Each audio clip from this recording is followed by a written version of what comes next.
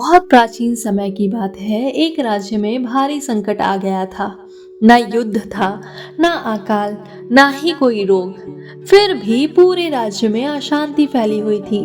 राजा चिंतित रहता, प्रजा भय में जीती और मंत्री आपस में झगड़ते रहते। कोई खुला शत्रु नहीं था, लेकिन मन शांत नहीं था। राजा ने अनेक यज्ञ कराए, दान दिए, विद्वानों को बुलाया, पर समाधान नहीं मिला। तब किसी ने सुझाव दिया, राजन, आप पवन पुत्र हनुमान जी को स्मरण करें, वे संकट मोचक हैं। राजा ने श्रद्धा से हनुमान जी का आह्वान किया।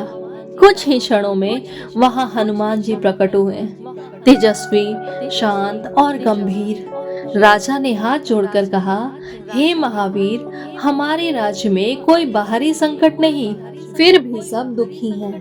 कृपया कारण बताइए। हनुमान जी ने पूरे राज्य की ओर देखा, पर उन्होंने कुछ नहीं कहा।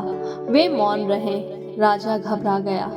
मंत्री भी असमंजस में पड़ गए। तभी हनुमान जी धीरे धीरे नगर में घूमने लगे।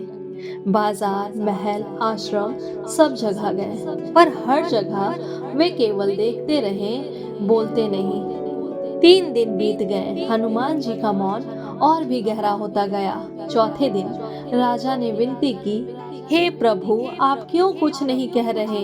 तब हनुमान जी ने बहुत शांत स्वर में कहा, राजन, जब मनुष्य सिर्फ बोलता है और सुनता नहीं, तब अशांति जन्म लेती है। राजा स्तब्ध रह गए। हनुमान जी बोले, मैंने देखा, यहाँ हर व्यक्ति अपनी बात कहता है, पर किसी की बात नहीं सुनता।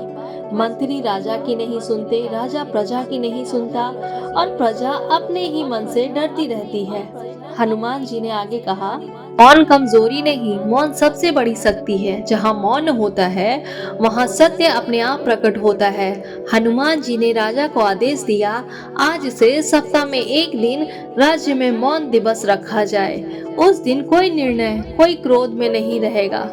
राजा ने आदेश मान लिया। कुछ ही समय में राज्य की अशांति धीरे धीरे समाप्त होने लगी। लोग एक दूसरे को सुनने लगे, समझने लगे। राजा ने फिर हनुमान जी को धन्यवाद दिया। हनुमान जी बोले, मैंने कुछ नहीं किया, मैंने सिर्फ मौन रखा। समस्या बाहर नहीं, के शोर में थी। यह कहकर हनुमान जी अंतर ध्यान हो गए। उस दिन के बाद राजा ने समझा, हर संकट का समाधान युद्ध या शब्दों से नहीं, कभी कभी मौन से होता है। अगर जीवन में सब कुछ होते हुए भी शांति नहीं है, तो बाहर नहीं, अपने अंदर का शोर कम कीजिए।